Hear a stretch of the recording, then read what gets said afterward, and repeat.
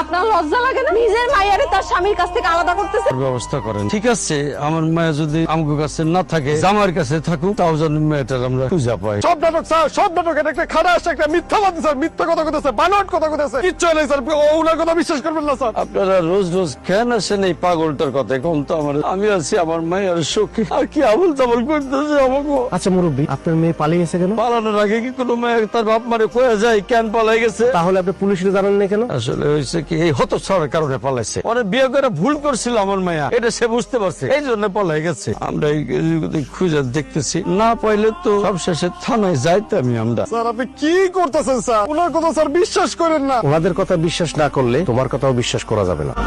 পৃথিবীতে সবচেয়ে মধুর সম্পর্ক কি জানো? স্বামী স্ত্রীর সম্পর্ক। বিশ্বাস করো, আমি তোমার অনেক ভালোবাসি। আমি সবাইরে ছেড়ে থাকতে পারো, তো আমি তোমার ছেড়ে থাকতে পারো না।